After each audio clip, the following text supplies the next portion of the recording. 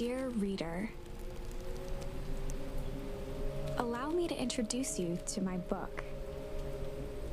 Though it might at first appear like many books you've come across, it is far from ordinary. You may, therefore, have some misunderstandings about its nature. The story that awaits you has not been fully told. In fact, its conclusion is not yet known, even to myself.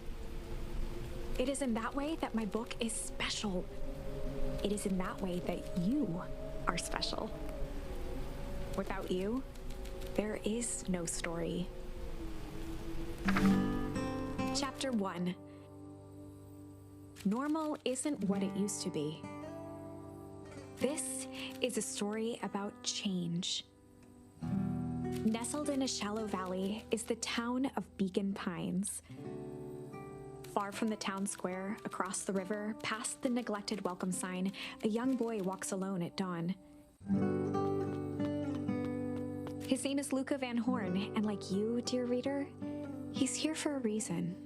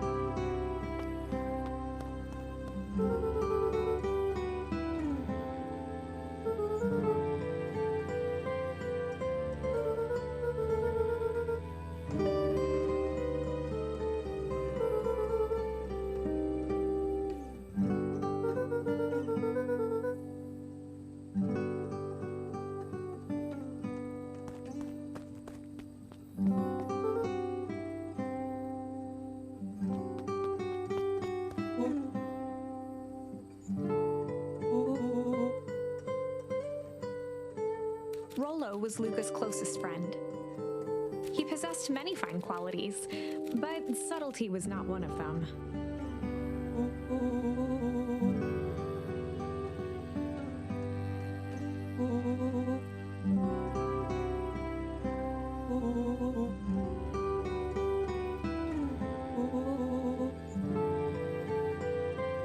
Rollo finally noticed the tears welling in his friend's eyes and the flowers on the grave.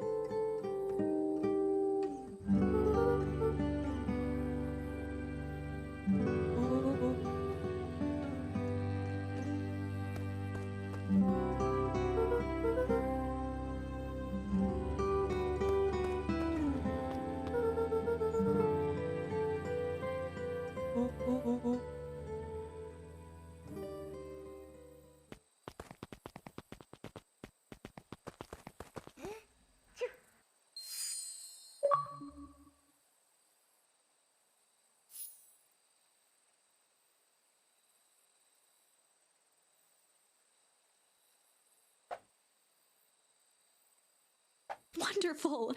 I had a good feeling about you from the moment you opened my book. That charm is a very special thing. Very special indeed. Keep hold of it for now. Its purpose will reveal itself soon enough.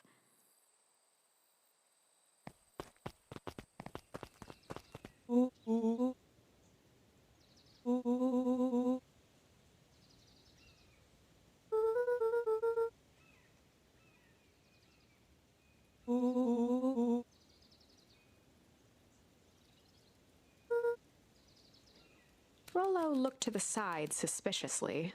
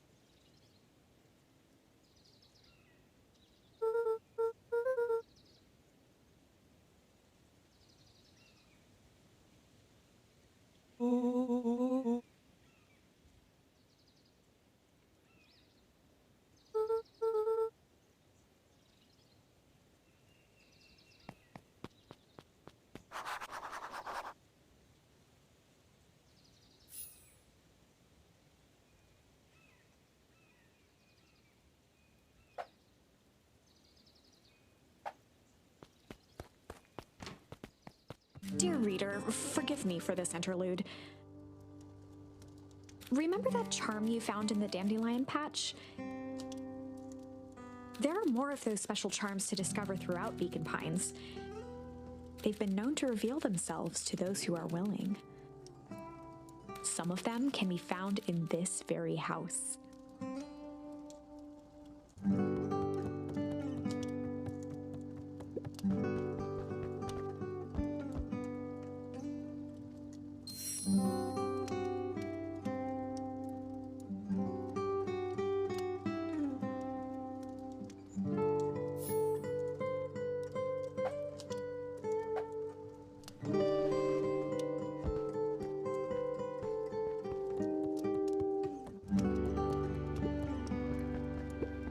One of his father's old stethoscopes. Luca had spent countless hours listening to anything and everything with it. Not for years, though.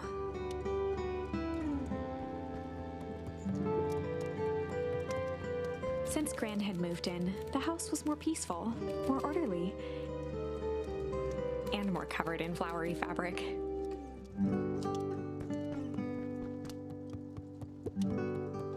Just some dusty knickknacks.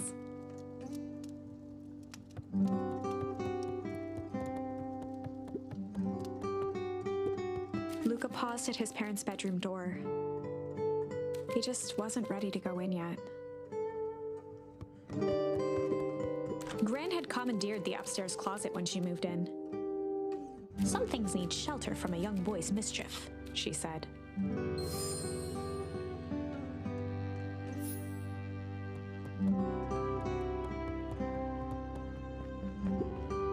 Gran's bed was undisturbed. Luca didn't mind that she had a habit of falling asleep in front of the fireplace. It meant that he could read late into the night.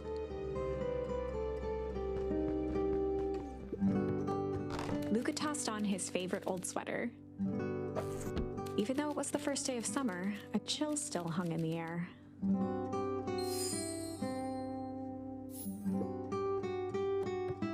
Gran's moving in meant that most of Luca's things had been crammed in the corner.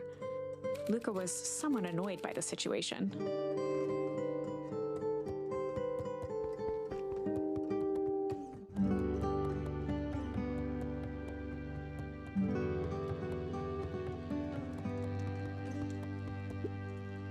An array of prepared meals crowded the refrigerator, each labeled with the day of the week.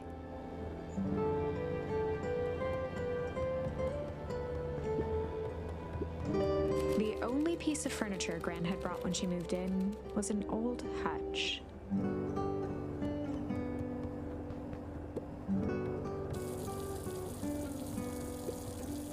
A pair of dull scissors, a broken can opener, a mostly empty bottle of glue, and some loose string.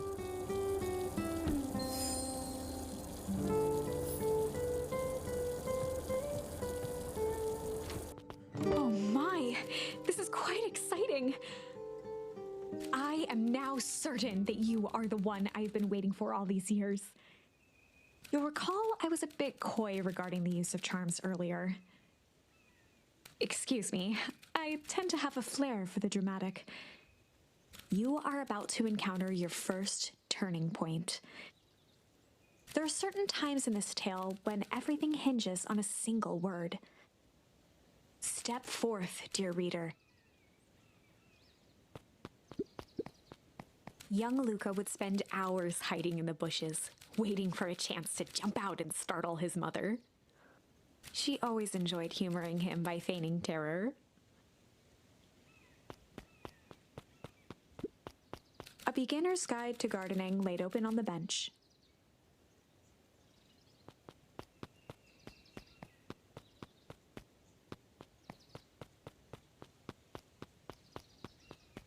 On the other hand, I suppose there's no reason to rush things. Gran will be waiting when you return.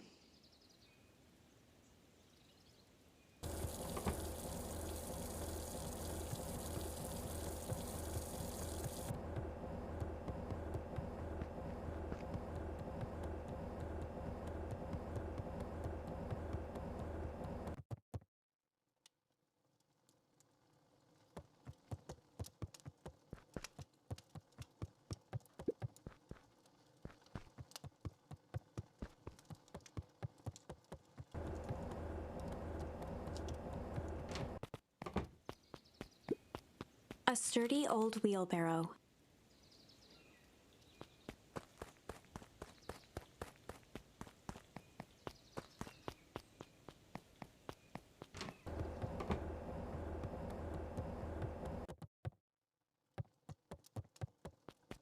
Lucan knew that if he left without telling Gran, it would be trouble.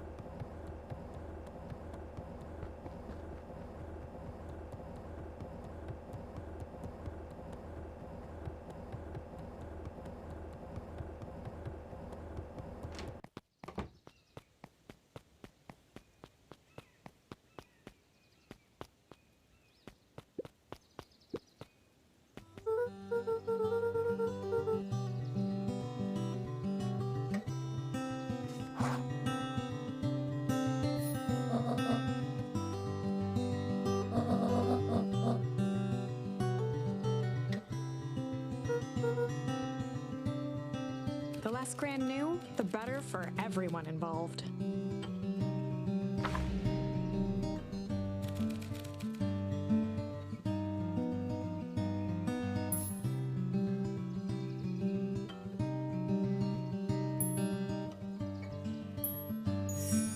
We were just gonna go chill for the day.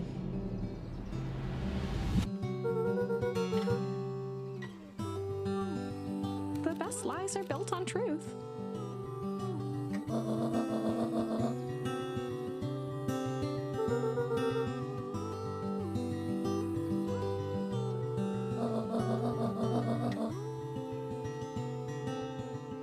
Easy. Impressive. You've managed to navigate your first turning point without too much of a mess. That is the power of charms. A single word can change everything. I think it's time to introduce you to the Chronicle.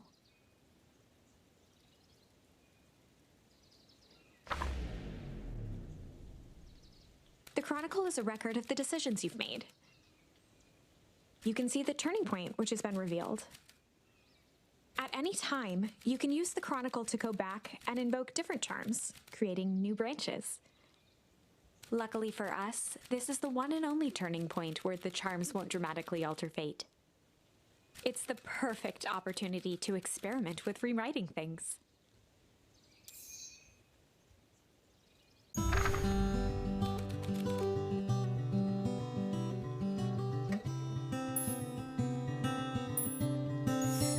We were just gonna go hide for the day.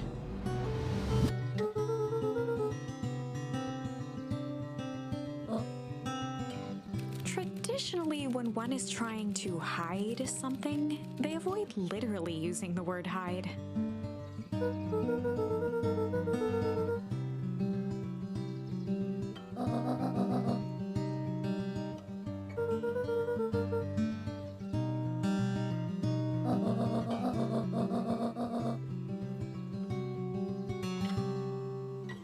All's well that ends well.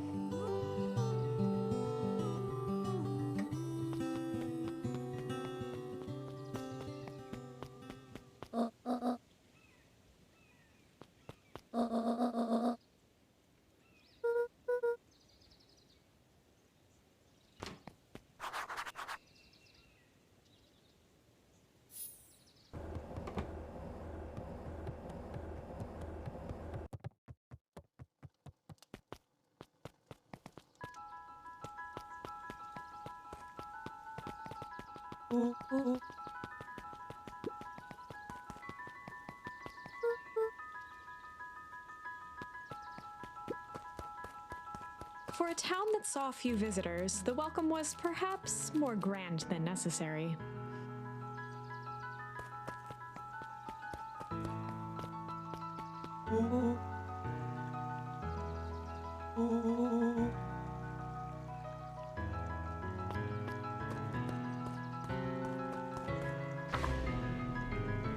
Chapter 2.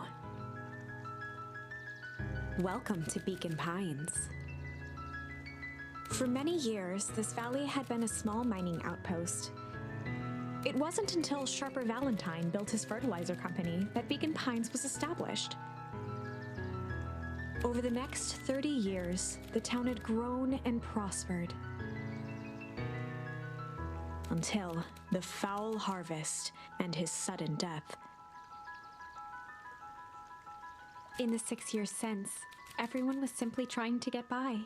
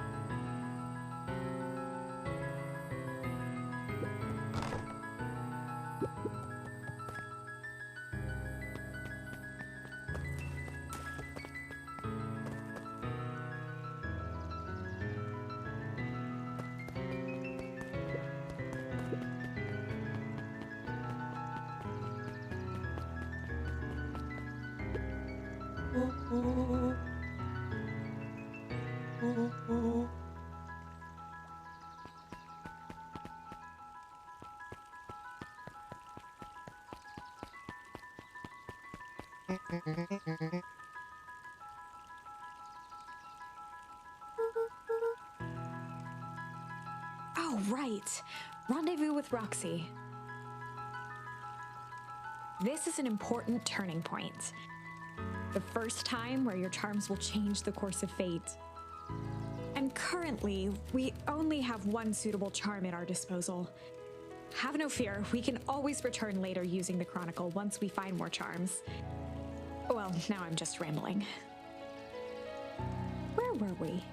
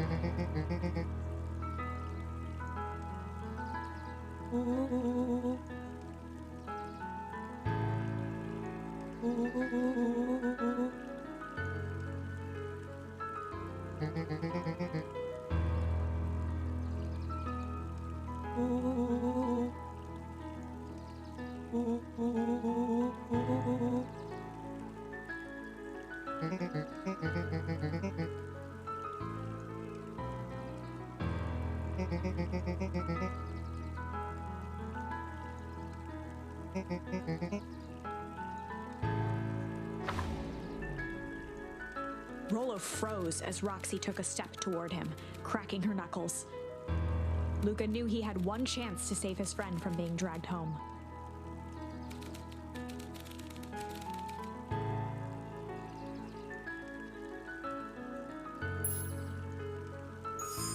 In the past, he found the best way to deal with an enraged Roxy was to be a little chill.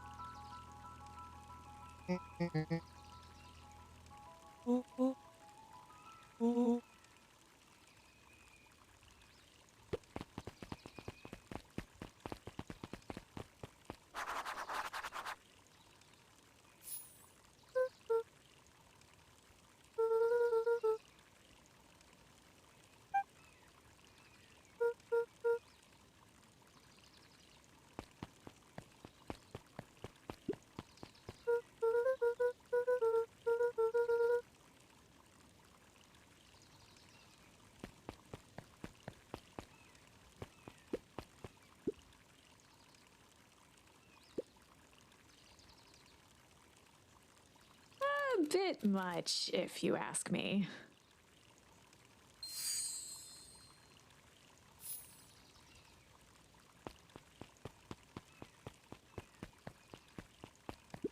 Holden Wilder ran the local paper of record, the Beacon Beacon.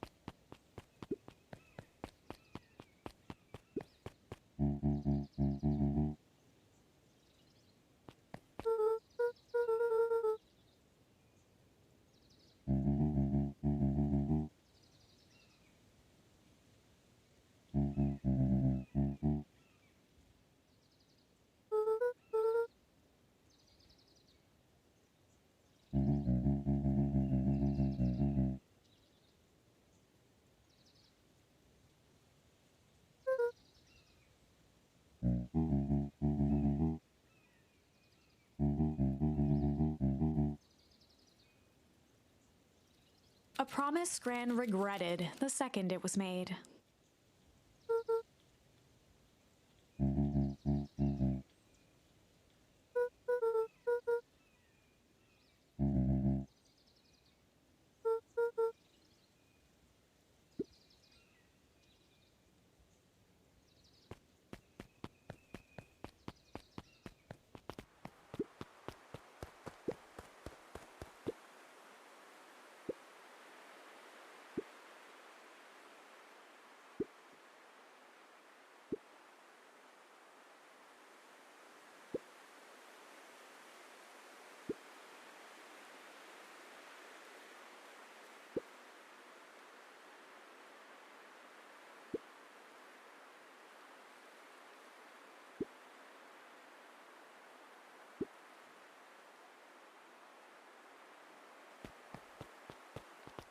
The path led into a small hollow at the edge of Weepwood.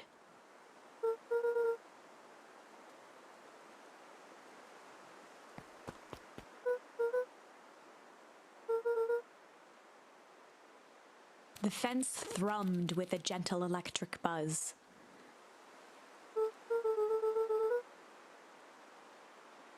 Luca often asked himself what Rollo would do, so that he could rule out that option.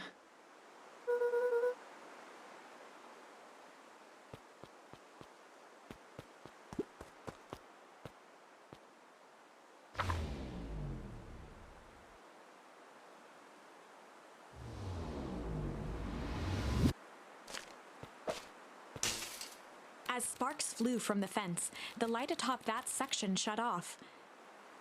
2 bulbs remained.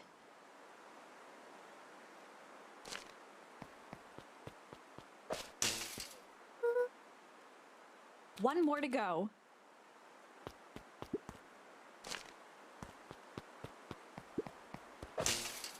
The fence's buzzing gave way to silence.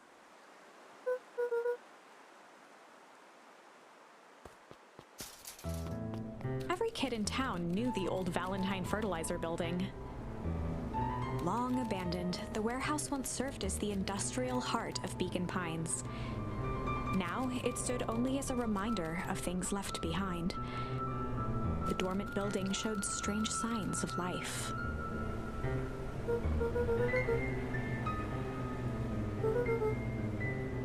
There was only one way to find out.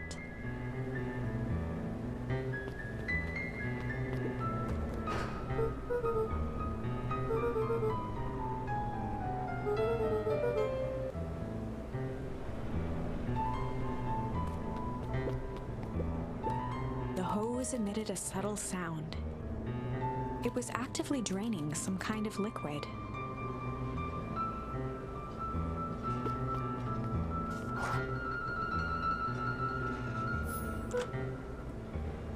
Luca thought he heard faint sounds coming from the other side of the door. He pressed his ear against the cold metal to hear better. The sound of footsteps grew louder.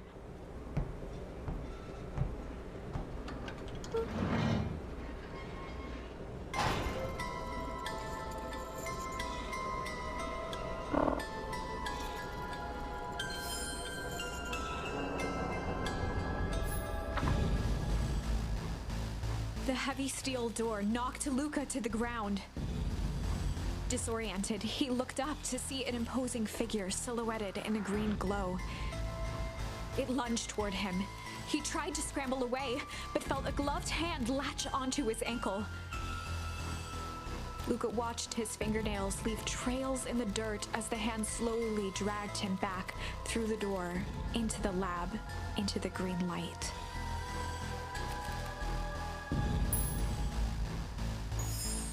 This is a story about change. It was far from the sort of change Luca imagined for himself. But change is, after all, a dangerous animal. The end? I probably should have warned you about this. There are many paths that our story can take. Most will end in tragedy, but don't let that discourage you. We will find the ending that this story deserves. I just know it. From here on out, a charm will have a check mark when it's been used to its full potential at a given turning point. Now, let's try something different.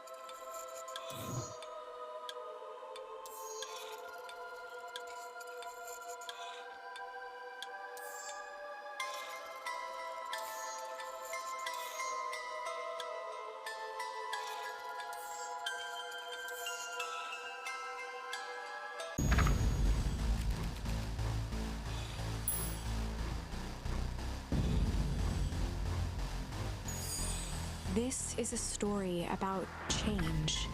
It was far from the sort of change Luca imagined for himself. But change is, after all, a dangerous animal.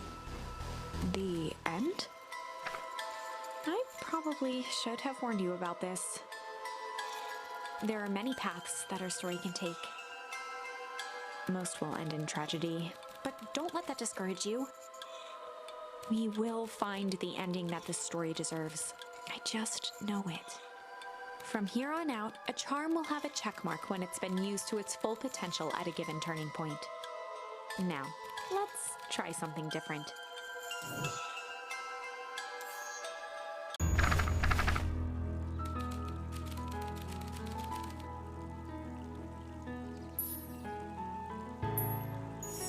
In the past, he found the best way to deal with an enraged Roxy was to be a little shit.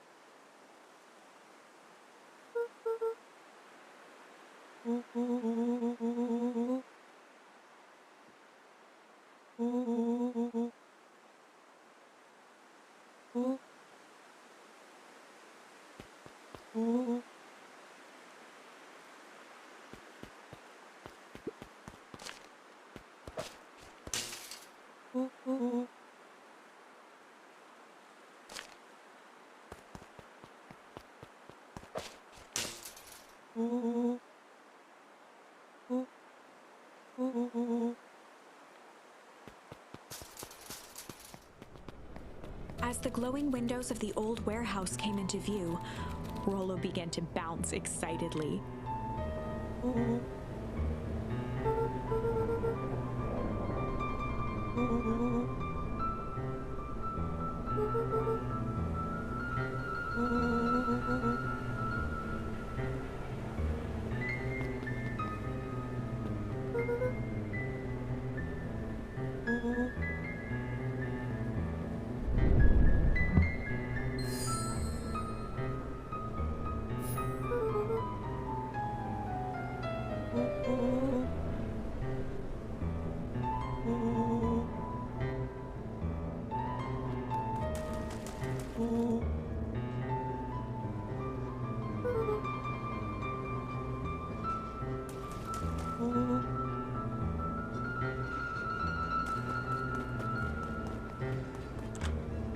The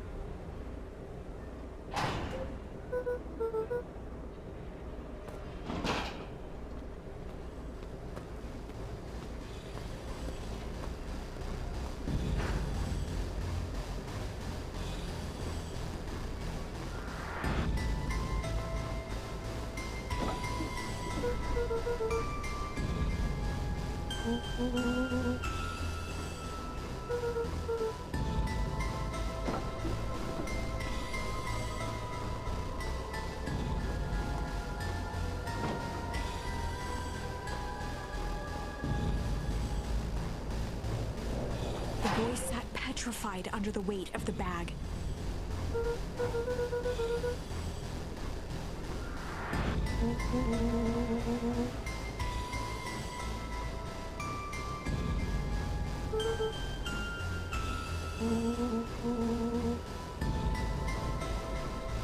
Volo felt around at the large sack which burdened them. He snapped off a tag from just within a small zipper opening in the bag.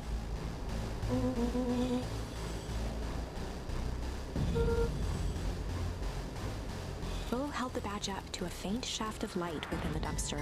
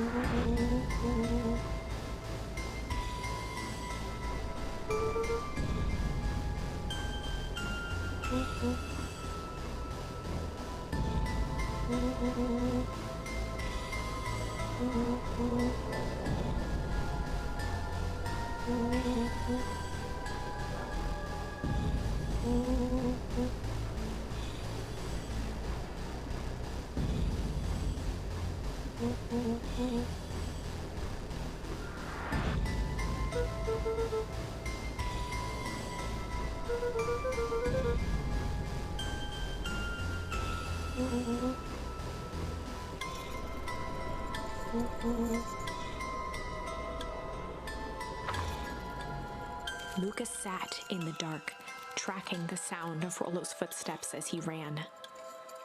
1, 2, 3. He pressed his ear to the dumpster wall, straining to hear Rollo's footsteps as they faded away. 15, 16, 17. He tried not to think about the contents of the dumpster as he counted.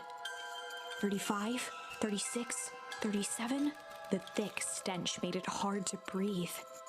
Screw it, that's long enough. Luca carefully lifted the lid and peered out. Nothing.